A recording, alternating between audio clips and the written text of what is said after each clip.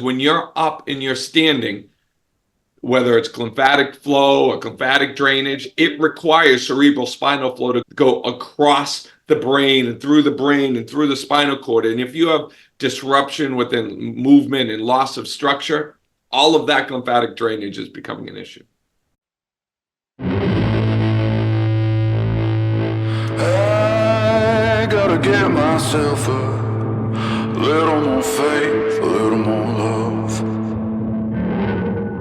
I'm your host, Krista Bigler, and I'm going to guess we have at least one thing in common, that we're both in pursuit of a less stressed life. On this show, I'll be interviewing experts and sharing clinical pearls from my years of practice to support high-performing, health-savvy women in pursuit of abundance and a less stressed life.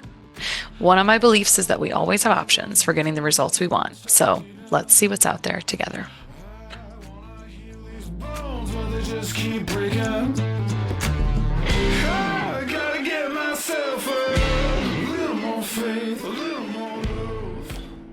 Today on The Less Stressed Life, I have Dr. Peter Martone, who's an educator, injury prevention specialist, and patient care health practitioner who's focused on improving patient biomechanics for over 23 years.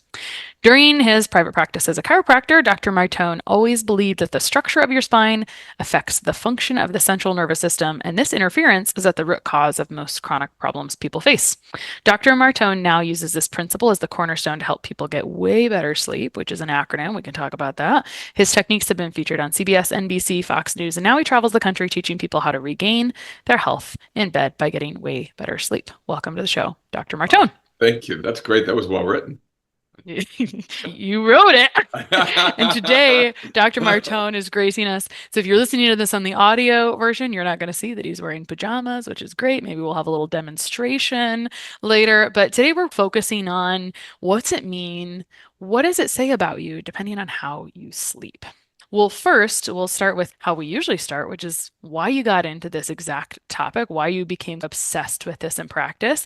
And if you're like a lot of good clinicians, you just can't help keep seeing the same thing over and over. So I'm curious how we were talking a little bit offline about how you see people's spines destroyed based on their daily mechanics. And so I'd like to know how that started to present itself. Did you see things start to change over time? What did you see in practice, and how'd you get derailed into basically talking all about sleep position? I think I really like the topic of the show, right? The less stressed lifestyle. When you look at what is stress as a force that causes change. So you can either have a eustress or a distress. So you can have good stress, right? A good stress to the body would be like drinking water. That's basically stress. The body adapts to it. Alcohol might be good in some ways, but it's a negative toxin to the body. Eustress and distress. And I remember when I was young, when I was in school in chiropractic, I'm an exercise physiologist. I was a nutritionist. I was a professional trainer. And then I went into chiropractic school. And I asked the president at the time, what causes subluxations? Like, why do people need to be adjusted? And he said something that I thought at the time was like a cop-out. He goes, it's because of people's lifestyles. Everybody lives the same lifestyle, and they're stressing their bodies in the same ways. So their bodies are going to typically require very similar adjustments, which throws them out of balance. And I couldn't comprehend that at the time. And I was living my life. I was adjusting. I was exercising at a very high level. And I always had back pain, and I was always getting adjusted. And I was good while I got adjusted, but I still always had pain while I was seeing my patients. And it wasn't until I finally herniated my L5 disc in a slight little mountain biking incident, and it wasn't even that bad. I'd been in worse crashes before, that I'm like, how did it come to this? I'm a chiropractor at the time, working with patients for 10 years, helping them with pain. And I'm on the emergency room table, hooked up on an IV of Dilaudid because I was in so much pain that I couldn't even move. And I started thinking, what am I doing to be able to do this? Like, why is my body giving me pain? I always thought it was my body doing it, and they didn't realize it was me doing it. So I started reviewing x-rays when I got out of the hospital because I didn't want surgery. My leg was numb. I'm like, am I ever going to practice again? So I reviewed at the time 3,000 x-rays, and I found a pattern that the lower back is reactive to cervical head posture. So what that means is, as your head comes forward, due to the righting reflex, you lose your cervical. you lose your cervical curve. And due to the righting reflex, the body twists the lower back with the psoas major muscle spasm to react to that. So the head comes forward and the body twists to bring the spine back upright. And that psoas attaches directly to the disc. So then I started thinking, I'm like, holy mackerel, I didn't have a back problem all these years. I got a neck issue and it's reactive and being picked up in my lower back with this short leg length discrepancy. So then I'm like, when can I fix this? I can't fix it during the day. I got ADD. I'm not going to stretch it 10 minutes a day. I can do it at night when I sleep, theoretically. So then I started jamming things under my neck to sleep. Fast forward, my disc problem went away. I've never had back pain again. And I live a much, much more active life without pain, which is fantastic. Hmm. This reminds me of the adage that I find extremely true that I think we all have to be reminded of sometimes, that what you do all the time matters more than the things that you do once in a while. And so I have followed my husband through a lot of chiropractic experiences and now chiropractic and physical therapy experiences. And so I have a lot of feelings about this, but the way you describe even how your spine, your neck was part of the issue for your lower back, it reminds me, and how sleep, right? Why don't you make that? This is such an achiever thing. Like, how can I make my sleep the most productive instead of the most restful, It right? absolutely is. It just simply reminds me of the that similar but different epiphany I had with just little rises in your heel in the shoe and how it also jams your back. And it's if you're walking around on this teeny little 7 millimeter raise in your shoes all day long and it's throwing a curve in your back. Similarly, right, how often are we looking down? How are we sleeping a certain way, which is, of course, your specialty. And so how smart to utilize that other thing. I'm curious, did you have back pain before you went into chiropractic? Because we're often inspired into career a little bit with our own struggles. Yeah, I had neck pain Mm, and not as my back pain would always go out on me like once in a while, like once a mm, year, and it would take 4 days and it would be better. And then it would take a week mm, and be better. So I always had that on and off. So I consider myself a lower back person. But mm, really what got me to go into chiropractic was after an accident, I had digestion issues mm, and never realizing that I was taking the heartburn medication because of the accident. I just thought that I mm. had a stomach issue.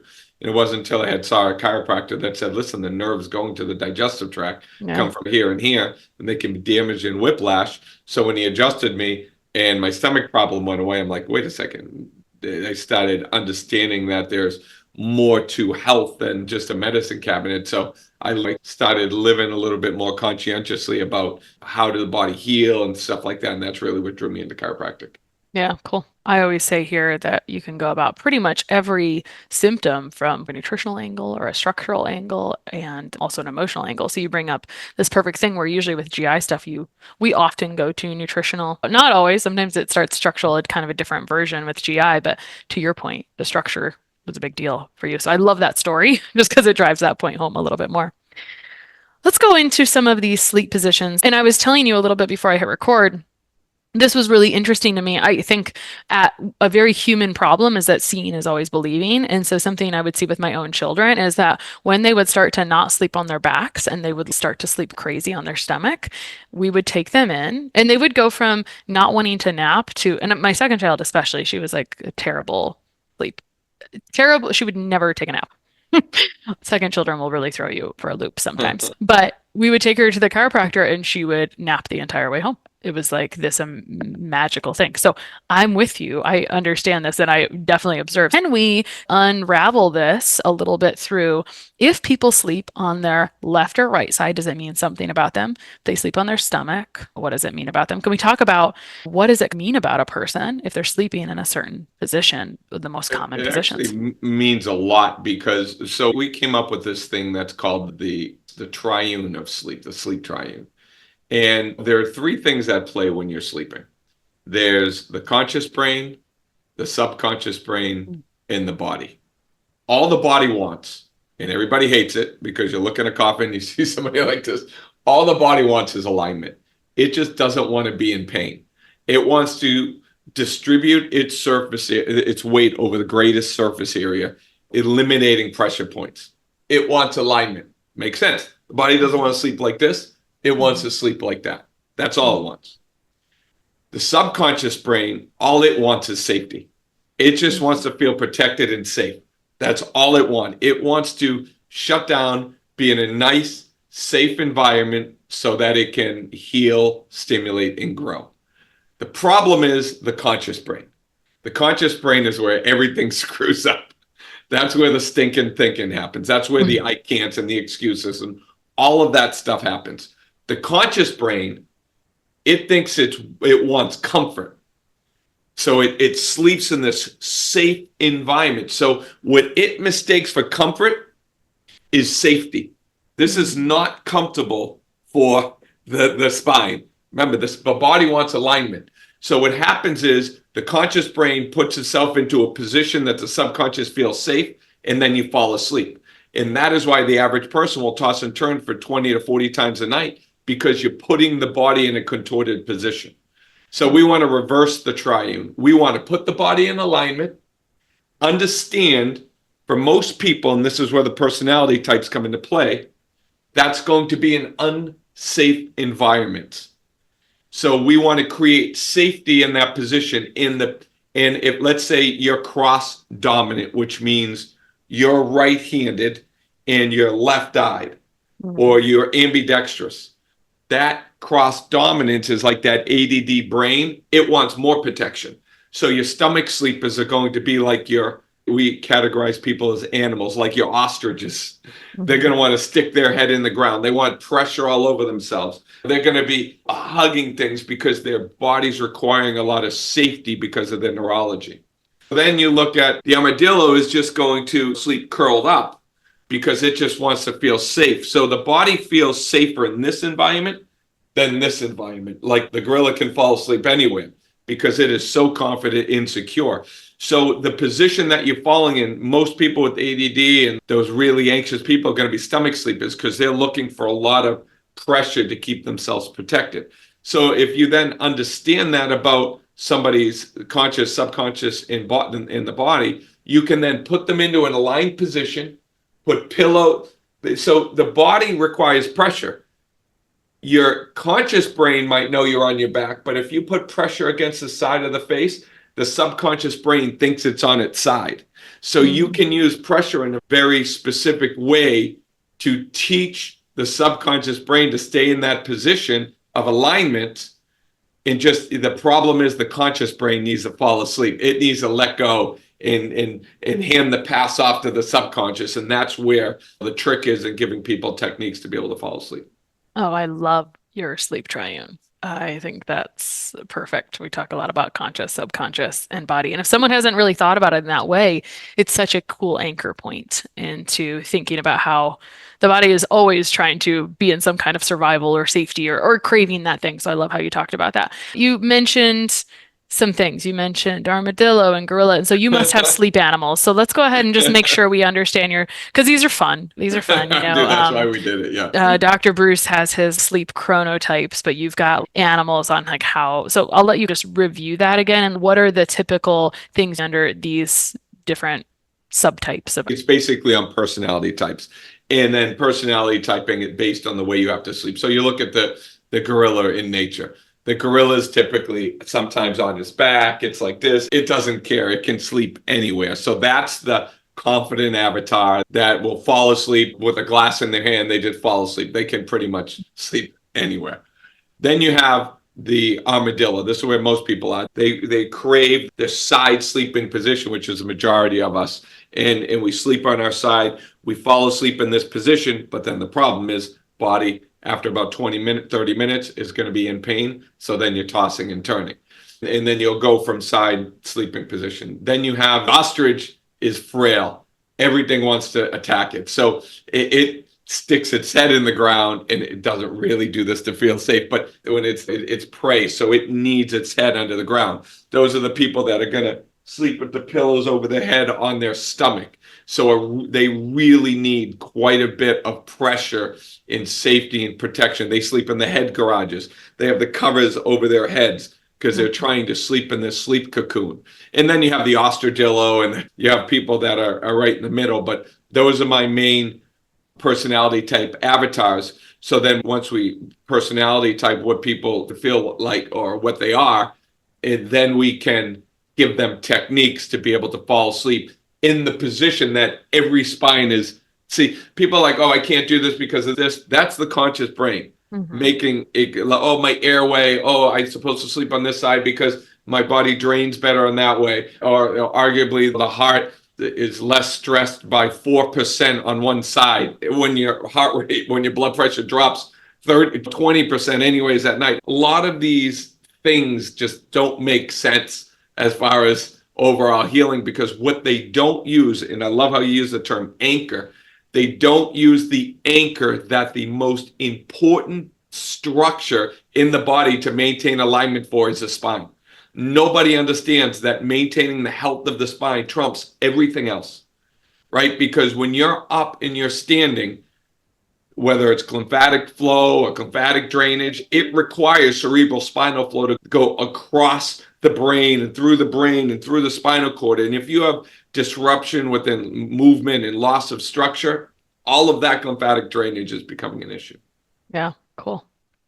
Okay, I'm just thinking about some other things that I've seen. People who have to cover, they sleep on their back, but they cover their eyes. It might be like a mixture between an ostrich and a gorilla. I always use stuff over my eyes all the time. I have a cross dominant. I'm right-handed, left-footed.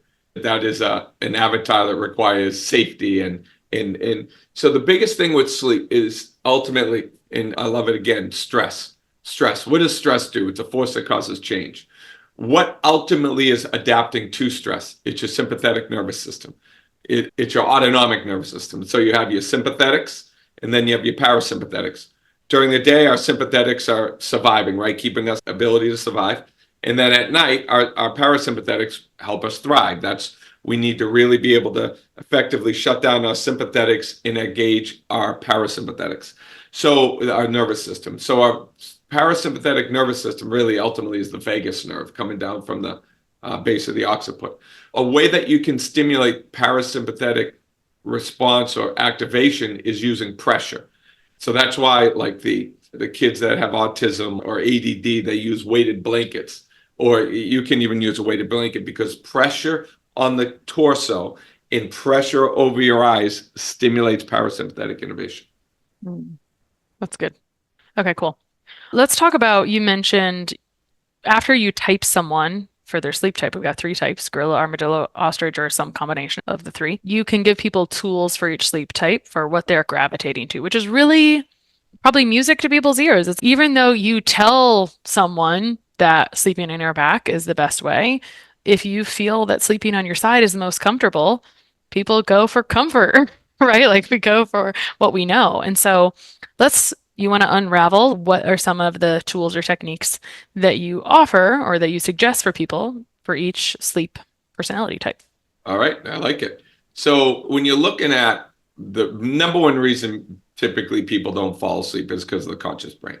So you got to be able to shut down the conscious brain and dive into the subconscious. The best way to do that is to stop thinking. How do you do that? Because we like to be in control. You can be in control of one of 2 things at night. And it definitely takes self-discipline. So you have to work on it. You can either think or you can actively try to remember. When you're actively thinking, the energy's in the prefrontal cortex, which is not where your sleep centers are. When you're remembering, you're accessing a different portion of your brain where your memories are, which is typically where your sleep centers are. So you can remember yourself to sleep, but you can't think yourself to sleep. I like So it. if you focus on a memory in the past, let's say this happened yesterday or the day before, and it was a walk, or you were on a golf course and you walk yourself around the golf course, every hole, remember the hole, remember the sand traps, remember how you felt, breathe, a good memory, and you put yourself to sleep on that memory once, it's easier to put yourself to sleep on the same memory night in and night out. So if you can focus on that memory over and over, that memory becomes clearer and clearer, and then you're able to fall asleep quicker and quicker. So that's how you do it. I like it. I think you're exactly right that our conscious brain is the problem, and our awareness of our conscious brain is probably a totally different conversation. I wonder also, I like using a memory. I wonder if you could use a future vision, or do you think that goes into thinking too much? Just because I'm thinking about stacking like opportunities here, right? I got it. I see what you're doing. You can't rationalize. If you rationalize, you're in the conscious portion. Hmm. Can you do me a favor? All Yeah. right, point to your camera for me. All right, make a circle and look at me through that. Yeah, My husband is the shooting sports coordinator. He would and bring really it all the way enjoy down. this. Okay, He would all right, really good. enjoy All it. right. Are you right-handed or left-handed? I'm right-handed. And then do you kick with your right foot or your left foot? I cook with my right foot. Okay, and do you do anything ambidextrous? Not really. I don't think so. Okay, I And I'm could. just imagining, yeah, I should be right eye Yeah. dominant. Okay, I could. I was just because you're Mhm. asking a lot of cross-dominant questions, which is fantastic, but it's Mhm. all about productivity. I love it. You have to let go and then go into memory. Even you can try to access a dream from the night before. What I do find though is it can't be the memory of that day. It some reason needs to be Mm. already like defragged into your brain somehow. Mhm. But so if you think about a memory in the past, like you're at a party, count the people at the party. I counted people at my Christmas party for 3 months and recategorized them and put them in. It put me to sleep real quick until I went on to another memory. But it needs to be a memory. It can't be trying to rationalize and think about putting things in because Yeah. you're in a different portion. As I rationalize right now, as I'm wide awake, I think about why a memory would work so nicely. And memory recall, you're usually in theta brainwave state, and that's the step before delta brainwave state. So I feel like you're like just a step away. And in my head, this is making sense to me. I don't know where you came up with this, but I like it. It's really a useful tool. Thank you. And remember that, so that's really good. And then what are the three body signs, I guess you can say, or rhythms that you can control to be able to help? Number Breath. one, it's breath, right? Number two, it's heart rate. You control your breath through your heart rate. Hmm. And then Or I you mean, control your heart rate through heart your rate through breath. your breath. Yeah. And then the third is body core temperature. Mm. So those three things are really critical to be able to understand, to be able to get into deep sleep within the first 30 of sleep cycle. And that's ultimately where your body does the most. You really need to be able to get parasympathetic dominant very quickly to be able to get really good deep restorative sleep. Because somebody can have coffee and go to sleep and say, oh, I fall asleep fine with coffee, but you're still stimulated and you're not, you can still sleep being sympathetically stimulated with a high heart rate. You're not going to get great quality sleep at all. So you really want to drop those three vitals. Yeah, I was actually just talking to a client right before this, and she was one of those typical adrenals are in terrible shape. And so I just let her know when adrenals are in terrible shape, I see people complain of tossing and turning all night. And I think she said this, and many people say this, they say I fall asleep initially, and then I'm tossing and turning. Yeah, conscious cortisol brain, all the thoughts going through your brain. I don't know. Just again, sharing that because the conscious brain or people listening to this will be like, that's nice, but I toss and turn all night. They toss and turn for one reason, body's Yeah. in pain. That's it. So Oh, body's in pain. body's in pain. Number one reason you toss and turn. Also, temperature regulation in the airway. Those things can be managed. But the number one reason people toss and turn is because the body's discomfort. And it's going to turn out of those positions. Whether your legs out to one side, whether your back is hurting you, whether your ribs are hurting you, that's why people toss and turn. And most people, they don't use their pillows correctly. So the issue is they're putting a pillow under their head, which is a pillow defined as a support for your head, which is destroying the structure of your spine. That is why I'm like so passionate about being in the sleep industry now, because I tried so hard to adjust people's spines straight. And you realize all you're doing with the adjustment is you're taking hard clay and you're putting it in water. What does that do? That makes clay more moldable. It's still up to the patient to remold the clay. So that's why we started designing like pillows and the sleeping system, because it really ultimately, I want people to be more productive at night. When you think about sleep, and I'm a productive freak, when you think about sleep, you're lying in one position for 9 hours. That is such a waste of time. So we might as well. People don't want sleep. They don't want to waste 9 hours. They want what sleep gives them, more energy, a better life.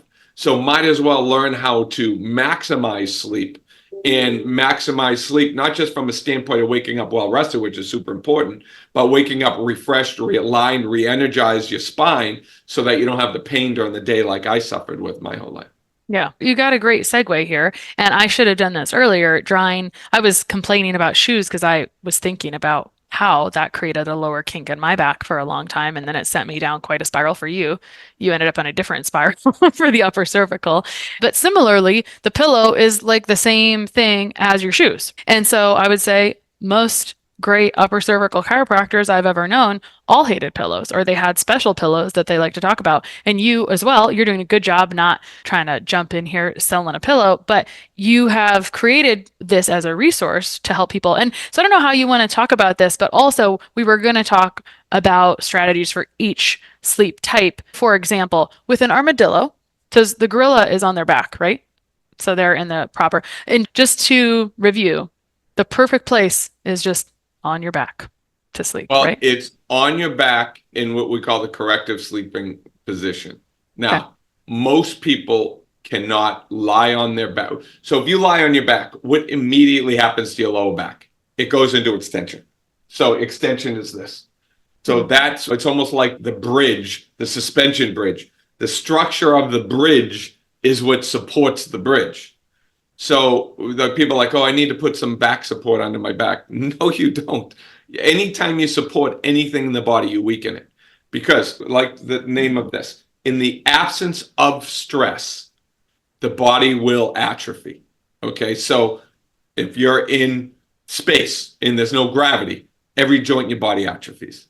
If you put a cast your leg and you remove the stress of movement, your body's going to atrophy. If you use a support for your head, your neck's going to atrophy. When you're the gorilla and you're lying back, gorillas, they just lie right back. Their neck is into extension, the back is into extension, and then they climb trees during the day. So what you have to understand is that arms above their head. They're not on cell phones. So their structure is different. So then you look at the armadillo and they're curled up in a ball. They're on their side. So these are the people that are going to have shoulder problem. You give me a side sleep, I'm going to give you a shoulder problem. I can look at people and read their neurology and then tell them what's going on internal just by the structure on this, the way they're standing. So you're going to be like this, and you're going to have a shoulder issue. You're going to have a hip issue. You're going to have distorted positions that are due structurally, but that pressure against the side of their face, that curled into that protective position, they need to be able to open up in order to sleep. So that person, I do recommend the weighted blanket or using some pressure on their side or putting pillows down by their side so that when they sleep, there's pressure on their side so their body thinks that they're on their side, or even a pillow on the side of the face. Then you go to the stomach. These are the people that need the cocoon, right? These are the ones that need the pressure on their eyes, the things over their head, the pressure on their chest. And the more pressure you use and the more that you put the body into this safe, swaddled state using your own covers, it's really important for them to use their own covers. But you're going to understand that you're not really putting people into the position using these techniques for the conscious brain. You're doing it for the subconscious brain. All we need to teach is all three avatars go to sleep the same way. They need to let the conscious go and hand it off to the subconscious.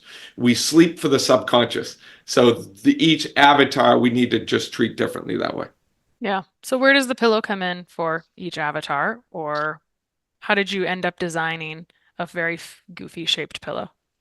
So the reason why I designed a pillow, and be frank, I was rolling up towels, which weren't that comfortable. I was taking down pillows and putting them on their edge. I was recommending 650 fill down pillows so people could put them on their edge and get it under their neck. And what was important for me is that their head did not rest on the bed.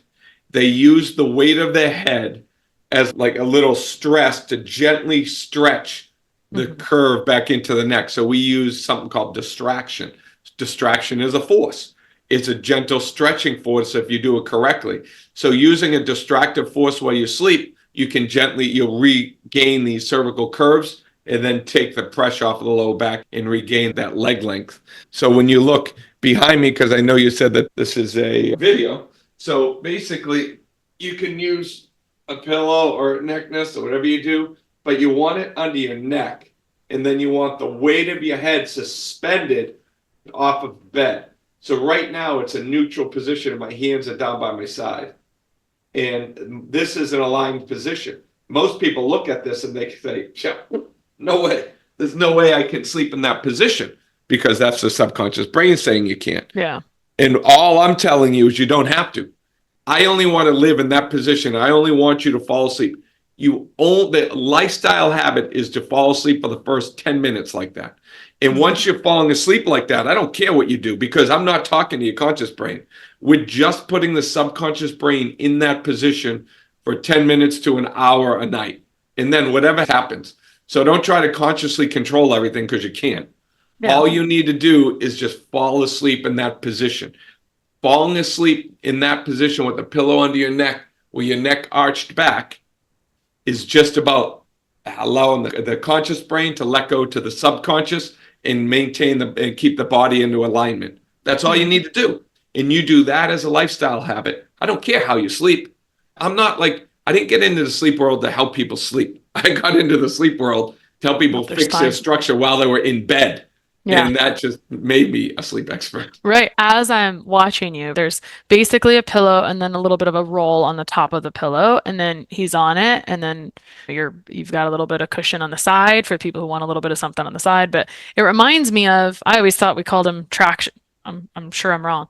Maybe it's detraction. I don't know. You're going to be the wordsmith on this one. But I've seen these little devices. They're like cushions that are triangles, and my husband was very religious about laying on them. And so essentially you're just creating a pillow that allows you to have that, honestly, same exercise. So you're, instead of taking 10 or 20 minutes out of your day, you're just doing it at bedtime, and then you can do whatever you want after that, right? This is the ultimate productivity. It's like, why don't I maximize the time I'm already laying here? So when I was deciding to build the neck nest and design it and how I was going to design it, I used a triangle. It was just not comfy for sleeping. Yeah, well, it's not comfy, right? No. So I was like, what's better? A lot of traction or distraction over a short period of time, or less over a long period of time. Yeah. And I know, as an exercise physiologist, the best stretching is that long stretch that you do, not the quick bouncing type of stretching that you do. So I'm like, you know what? I'm going to design something that it puts the body into this position and gives the body the best chance to stay in that position all night. You could put a glass of water on my chest, and it will still be there in the morning when I wake up. I'd like to see you try this. I'd like this video to land on your website. I'm just kidding. Let's talk about what happened after you started implementing. First, it was towels, and then it was 650 filled pillows. And that's the thing. I think that is the complaint of the chiropractor or going, is people will say, I have to go all the time. Are you doing the work outside to change this structure? What are you doing every day? So what were some of the results that you saw as people started doing this? Yeah, and this is really where all of my sleep, I have a now way better sleep academy, where all of this education is really dumped into building the roadmap for somebody's life, because it's not just about sleep. It's about what you do during the day for sleep. So when you start to change this sleeping position, what you're in a sense doing is you're taking, here's the spine. So for those of you that aren't listening, should be a curve in the cervical curve. Most people, because they're texting, and especially our children, our kids, and we're on computers, would lose this curve. So that tensions the vagus nerve. So when you have tension on the vagus nerve, you cause that vagus nerve function to become dysfunctional. So you have low vagal tone. So I was always teaching people how to meditate to decrease their sympathetics, because they're chronically fatigued and they have adrenal distress. We changed our entire thing once we started getting into HRV work, where people aren't just sympathetic dominant, they're parasympathetic inhibited, because they have low vagal tone, because they don't have the structure of their curve. Yeah. So when we start to improve the curve with the way that you're sleeping, and your HRV readings start to improve, you don't just get more energy during the day because you're sleeping. You get better digestive function, you get better immune system function, better reproductive function, because the vagus nerve is critical in controlling those three systems: immune system, digestive system, and reproductive system. So anybody that has an issue with one of those areas, they have an issue with all three of them because they're all connected parasympathetically. They're going to have distribution of their head off to one side. They're going to have a short leg. Typically, they sprain an ankle to the side of handedness. So they're going to roll an ankle. Then they're going to lose rotation to the opposite side when they turn their head. So when somebody comes into me, I look at them like, oh, how's your digestive tract? They're like, how do you know? They're sitting here like this because they're side sleepers, and your spine, due to Davis's law, is like clay. It's molded based on the molds that you're using. And there's nothing more that we're doing 8 hours a night than jacking up our structure. So that's how I have now pulled into our practice, where if you come into our office, one of the major things that we need to do, especially if you're exhibiting a lot of dysfunction throughout your spine and internal health, you got to change your sleeping position. Yeah, I like it. I love the flip on the head of, I'm going to use different words. Your rest and digest is literally blocked because your vagal tone is atrophied from, running on fight or flight, essentially. Yeah, because look at your sympathetics down the entire spine, right? Every nerve root has a sympathetic root that comes out, very strong and prominent. Your parasympathetic, it's vagus nerve, and then you have a small amount in the sacral plexus down below, the coccygeal plexus. But think about that. Most people have cervical dysfunction based on the way that they're sleeping. So that's why we all have, if we have high anxiety, we're going to have digestion issues. You're going to have hormonal imbalances, and you're going to have immune system issues, bumps on the back of their arms. All of this is related to low vagal tone. Yeah, for sure. And when you ask me, what am I most excited about? It's that, right? Being able to tie in sleeping position and structure, or the way that you fall asleep, to help where nobody else on the planet is talking about it. Yeah, I like it. So someone's going to say that they heard that sleeping on your left side, maybe it's your right. I heard that too. Yeah, about is good for your vagus nerve. So what do you want to say to them? That's great. Good for them. Okay, cool. I get it. I get it. I get it. Any comments? I'm just trying to think of like other things people might want to know. Here's the thing, but when you sleep on your side, pressure against your face is stimulating the vagus nerve. Okay, cool. If someone wanted to ask you, hey, does my bed firmness matter? Because I feel like that's a big thing with structure too. Maybe it matters not at all, but it was a question that popped into my head. Is there anything to say about that? Yeah, so when you get the bed stiffness and stuff, matters more when you are on your side or on your stomach in those positions. When your weight is distributed over the greater surface area, what you're sleeping on becomes much less important. Okay, cool. I wonder if there's a relationship to stiffness, if that ever influences how people sleep as well. I have this other bed I sleep in sometimes, and I get into it, and it's a foam mattress, and you always get into it and you think, oh, this bed is too hard. And then you wake up, perfect, no issues. And if I sleep in a soft bed, it's fine. And I know I don't spend a lot of time thinking about this, but some people do. They have strong feelings about what kind of bed that they can sleep. So we bought a lake house, and I hated the bed up there because we bought all the furniture. All I did is I put one topper down on it, and I didn't like it. Then I put another topper on the topper. And then now I'm good. So a lot of times, if you get your positioning, you can get away with the mattress becomes less important, and you can topper yourself into something more perfect. So there was another acronym that you use in your bio on your website, and it's W.A.Y, W-A-Y. What does W.A.Y stand for? So our mission is to awaken the full potential of a well-rested, aligned you, right? So the full potential of a well-rested alignment in it. So W is well-rested, right? Way. And alignment is really what people don't understand. Our current health paradigm doesn't understand it. The alignment in two ways: structurally within your spine, how important it is for the central nervous system to function efficiently and effectively is critical to the structure of your spine, and alignment in life. Because most of the issues that we have typically are in our brain. And when I talk about alignment, I'm talking about alignment in such a way where we are aligning ourselves to new ways of thinking, because ultimately we're a product of our daily rituals. What we do on a daily basis defines our health and well-being. Our beliefs drive those actions. Our beliefs are defined by the people around us. We become like the people around us. And we live in the United States, which doesn't rank too healthy in the healthiest countries in the world, have the highest heart disease and a lot of cancer rates. We have all of this dysfunction due to so many different things. So when we want to awaken the full potential of a well-rested, aligned you, we want alignment in the absence, in the sense of structure, and then alignment in the sense of daily rituals, which is changing your beliefs. Yeah, I love that. And if we would even re-listen to this episode, there was things that you were saying at the beginning that just felt like such a crosstalk between the whole emotional and energetic life, which is what you're saying as well, right? You can't have structural alignment when other parts of your body or life are unaligned. I agree with you wholeheartedly there.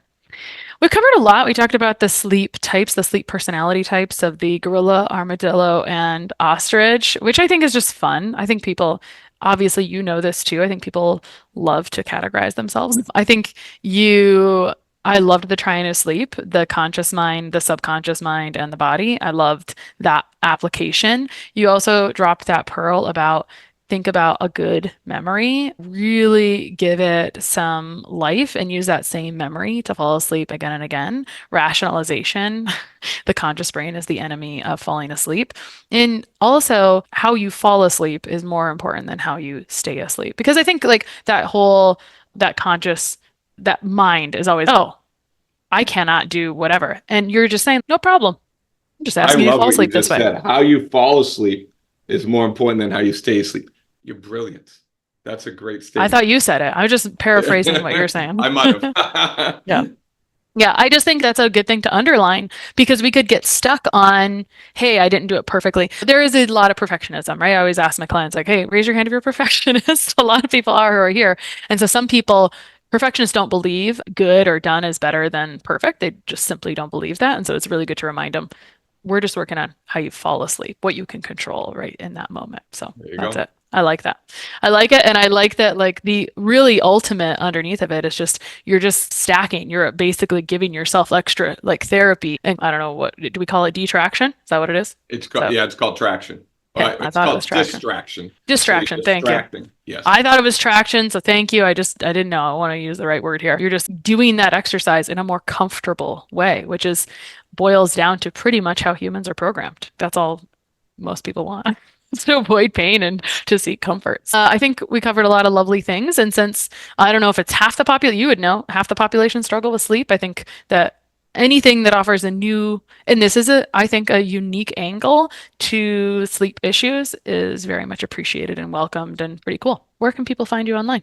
They can go to Instagram, find me on drsleepright.com, DRSLEPRIGHT, or drsleepright.com, sorry. And they can take a free sleep risk assessment. And from there, they'll find the website of our pillow, which is called Neck Nest. If you do choose to purchase a Neck Nest, and we just came out last week with Neck Nest 2.0, but if you do get it, remember, it's not a pillow that's just going to be more comfortable. So it stands for better function, and then function becomes comfort. So that's the reason, like, people go from pillow to pillow because they don't know how to use them and they want something that's more comfortable. Remember, comfort is consciousness, not subconscious. So if we can identify alignment first and then use a neck nest to put yourself into alignment, that function will then become comfort. That's how it works. And I am just talking out of my pocket right now, but when I saw you using that version, that does look like a more comfortable version than the original version that I have a colleague that was using. You just fold it up like this. And I was like, oh, interesting. So she was traveling with it when we were traveling for conferences awesome. together. I love it. It is good stuff. So anyway, thank you so much for coming on today. Thank you for having me. I really appreciate everything you do. Thank you. Just keep breaking.